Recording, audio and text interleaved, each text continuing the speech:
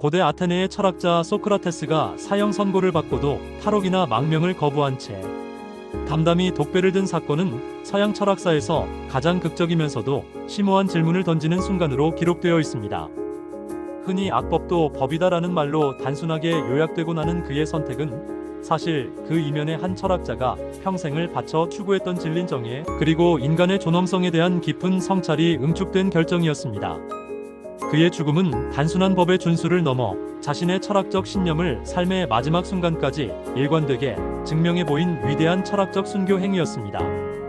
그의 선택은 오늘날까지도 우리에게 법과 정의, 개인의 신념과 국가의 권위 사이에서 어떻게 살아야 하는가에 대한 근본적인 물음을 던지고 있습니다. 기원전 399년 아테네의 법정은 소크라테스에게 두 가지의 명백한 죄목을 적용했습니다. 첫째는 아테네의 젊은이들을 타락시킨다는 것이었고, 둘째는 국가가 인정한 신들을 믿지 않고 새로운 영적인 존재를 끌어들인다는 것이었습니다. 배심원들의 투표를 통해 사형이 확정되자 그의 제자들과 부유한 친구들은 즉시 그의 탈옥을 위한 모든 준비를 마쳤습니다. 감옥의 간수를 매수하고 도피처까지 마련해 두었지만 소크라테스는 이 모든 제안을 단호하게 거부하고 죽음을 선택했습니다. 왜 그는 자신에게 주어진 손쉬운 탈출의 기회를 버리고 죽음을 받아들였을까요? 이 질문에 대한 답을 찾기 위해서는 단순히 그의 말 한마디를 해석하는 것을 넘어 당시 아테네가 처했던 정치적 상황의 맥락과 그의 재판 과정이 지닌 본질, 그리고 무엇보다 그의 철학 사상의 핵심을 깊이 있게 이해해야만 합니다. 그의 마지막 선택은 결코 비겁함이나 체념의 산물이 아니었습니다. 그것은 자신의 가르침과 자신의 삶을 완벽하게 일치시키려는 한 위대한 철학자의 실천적 의지, 그 정점이었습니다. 소크라테스에게 씌워진 죄목은 표면적으로는 종교적이고 도덕적인 비난의 형태를 띠고 있었지만 그 심층적인 배경에는 당시 아테네 사회를 뒤덮고 있던 극심한 혼란과 불안이라는 정치적 상황이 짙게 깔려 있었습니다. 아테네는 당대 최강의 도시 국가였던 스파르타와의 오랜 전쟁, 즉 펠로폰네소스 전쟁에서 처참하게 패배한 직후였습니다. 이 패배는 아테네 시민들에게 단순한 군사적 굴욕을 넘어 그들이 자부하던 민주주의 체제와 가치관에 대한 깊은 회의감과 상실감을 안겨주었습니다. 전쟁의 여파로 민주정이 무너지고 스파르타의 지원을 받은 소수의 귀족들이 통치하는 과두정이 들어섰습니다.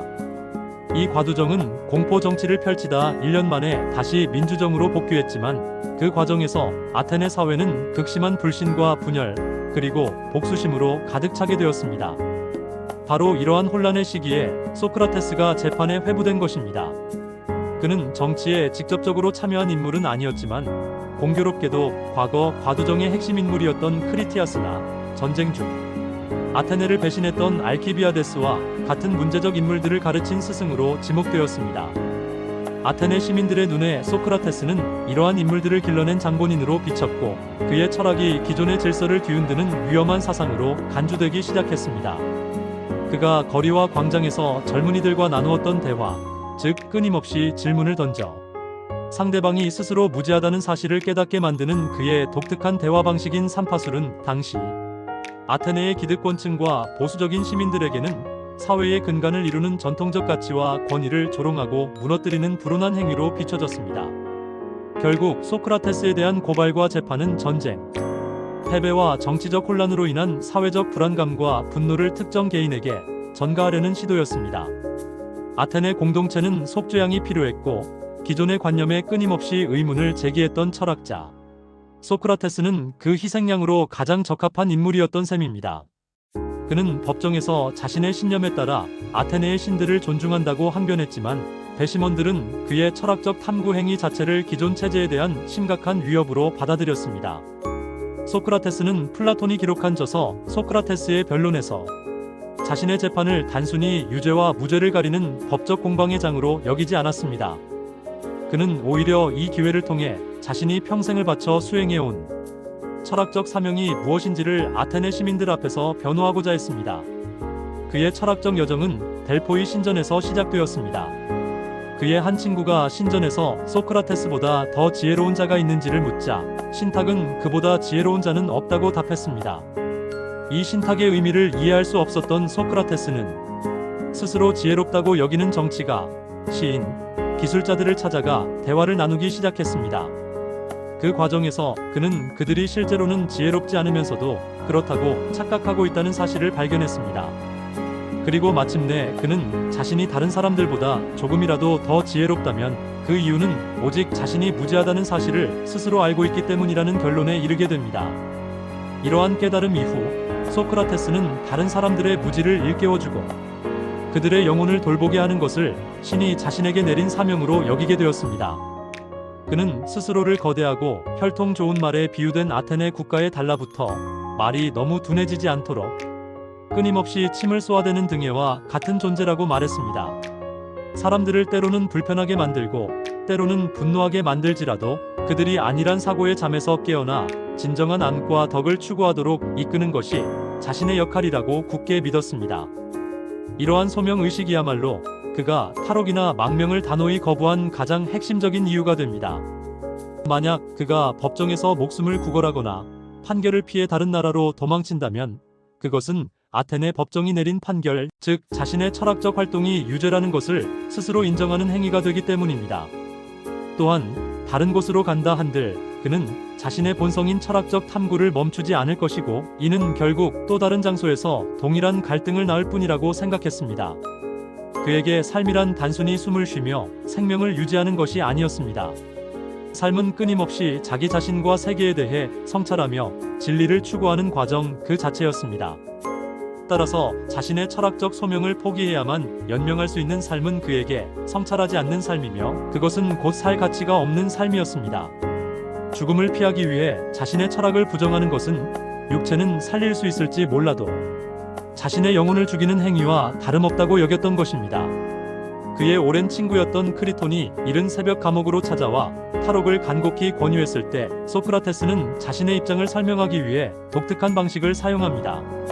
그는 아테네의 법률 자체를 하나의 인격체로 의인화하여 그 법률과 자신이 대화를 나누는 가상의 상황을 설정합니다. 이 대화는 플라톤의 저서 크리톤에 매우 자세하게 묘사되어 있으며 이를 통해 우리는 소크라테스의 법과 국가에 대한 철학을 명확하게 엿볼 수 있습니다. 소크라테스는 의인화된 법률의 입을 빌려 이렇게 말합니다. 한 개인이 국가 안에서 태어나고 교육을 받으며 시민으로서의 모든 권리와 혜택을 누리며 살아온 것은 그 국가의 법률, 즉 국가와 시민 사이의 암묵적인 계약에 동의했기 때문이라고 주장합니다. 이 계약은 시민에게 국가의 법을 준수해야 할 의무를 부여합니다. 물론 소크라테스 자신도 법이 항상 절대적으로 정의롭지는 않다는 사실을 잘 알고 있었습니다. 그는 재판 과정에서도 법의 부당함에 대해서는 논리적인 설득을 통해 바꾸려고 노력해야 한다고 강조했습니다. 그러나 그 설득의 노력이 실패했을 경우 시민은 그 법이 내린 판결에 복종해야 한다고 보았습니다. 만약 모든 개인이 자신에게 불리하다는 이유만으로 법을 마음대로 어기기 시작한다면 법의 권위는 땅에 떨어지고 국가는 더 이상 존립할 수 없게 된다는 것이 그의 생각이었습니다. 그에게 탈옥이라는 행위는 자신을 낳고 길러준 부모와도 같은 국가와 그 법률 체계를 폭력적으로 파괴하려는 행위와 같았습니다. 이것은 단순히 하나의 법 조항을 어기는 개인적인 일탈을 넘어서 법치주의라는 공동체 존립의 근간을 뒤흔드는 매우 심각한 행위였습니다. 따라서 그는 자신에게 내려진 부당한 재판의 결과는 받아들이되 그 재판을 가능하게 한 법이라는 체제 자체의 권위는 존중해야 한다고 결론 내립니다. 이는 결코 불의에 비굴하게 굴복하는 것이 아니었습니다. 오히려 이는 정의로운 약속의 이행과 공동체의 유지라는 더 큰 원칙을 위해 개인의 생명이라는 가치를 기꺼이 내놓는 매우 고차원적인 철학적 선택이었습니다. 소크라테스가 죽음이라는 인간의 근원적인 공포 앞에서 그토록 두려워하지 않고 담담한 태도를 유지할 수 있었던 또 다른 이유는 그의 독특하고 철학적인 죽음관에서 비롯됩니다. 그는 죽음이 정확히 무엇인지 이 세상의 그 누구도 확실하게 알지 못한다고 말했습니다. 인간이 알지 못하는 미지의 것을 두려워하는 것, 이것이야말로 가장 큰 무지 중 하나라고 보았습니다. 그는 죽음 이후의 세계에 대해 두 가지의 가능성을 이성적으로 추측합니다. 첫 번째 가능성은 죽음이 모든 감각과 의식이 완전히 사라지는 깊고 영원한 잠, 즉 완전한 무의 상태가 되는 것입니다. 두 번째 가능성은 우리의 영혼이 이 세상을 떠나 또 다른 세계로 이동하여 먼저 세상을 떠난 위대한 영웅들이나 현자들과 만나게 되는 것입니다. 소크라테스에게 이 두 가지 가능성은 모두 두려워하거나 피해야 할 대상이 아니었습니다. 만약 죽음이 아무런 꿈도 꾸지 않는 영원한 잠이라면 그것은 모든 고통과 번뇌로부터의 완전한 해방이자 평온한 안식일 것입니다. 그는 인생의 그 어떤 즐거운 날도 이와 같은 평온한 잠과 비교할 수는 없을 것이라고 말합니다. 반대로 만약 영혼이 지하 세계로 이주하는 것이 사실이라면 그는 그곳에서 호메로스, 헤시오도스와 같은 위대한 시인들과 만나고 오디세우스나 아킬레우스 같은 전설적인 영웅들과 지혜에 대한 대화를 계속해서 나눌 수 있을 것이라고 기대했습니다. 어느 쪽이든 죽음은 인간에게 결코 나쁜 것, 즉 악이 될 수 없다는 것이 그의 확고한 생각이었습니다. 그가 진정으로 두려워했던 것은 죽음 그 자체가 아니었습니다. 그가 두려워한 것은 불의를 행하고 비겁하게 삶을 연명함으로써 자기 자신의 영혼을 더럽히고 오염시키는 것이었습니다. 따라서 그는 자신에게 내려진 사형 선고를 부당한 처벌로 여기기보다는 오히려 자신의 철학적 삶을 마지막 순간까지 일관되게 완성하고 영혼의 순수성을 지킬 수 있는 하나의 기회로 받아들였던 것입니다. 결론적으로 소크라테스가 독배를 마신 행위는 단순히 법을 지키는 순종적인 시민의 모습을 보여주는 것을 훨씬 뛰어넘는 깊은 의미를 담고 있습니다. 그것은 자신의 철학적 신념과 가치를 지키기 위해 인간의 가장 본능적인 욕구인 생존마저도 기꺼이 포기한 위대한 결단이었습니다. 그는 아테네의 법률이라는 공동체와의 약속을 존중했으며 성찰하는 삶이야말로 진정한 삶이라는 자신의 철학적 소명을 마지막 숨을 거두는 순간까지 포기하지 않았습니다. 또한 죽음이라는 미지의 영역에 대한 인간의 무지를 솔직하게 인정하고 그럼에도 불구하고 이를 두려워하지 않는 초연한 철학적 태도를 자신의 삶 전체를 통해 몸소 보여주었습니다. 결국 소크라테스는 자신의 죽음을 통해 그 어떤 훌륭한 강의나 대화보다도 더 위대한 가르침을 후세에 남겼습니다. 그 가르침은 바로 철학이란 단순히 머리로 이해하고 말로만 떠드는 지식의 유희가 아니라는 것입니다. 철학은 삶의 모든 순간, 심지어 죽음을 마주하는 그 순간에서조차도 일관되게 실천해야만 하는 삶의 태도 그 자체라는 사실입니다. 그는 아테네 법정의 부당한 판결에 의해 자신의 육체적 생명은 잃었지만 그의 철학적 정신과 진리를 향한 열정은 불멸의 생명을 얻었습니다. 그리고 2500년이라는 긴 시간이 지난 오늘날까지도 우리 모두에게 어떻게 사는 것이 과연 가치 있는 삶인가? 라는 인류의 가장 근본적인 질문을 끊임없이 던지고 있습니다. 그의 죽음은 한 개인의 패배나 비극으로 끝난 것이 아니라 진리를 향한 인간 정신의 가장 위대하고 빛나는 승리 중 하나로 영원히 기억될 것입니다.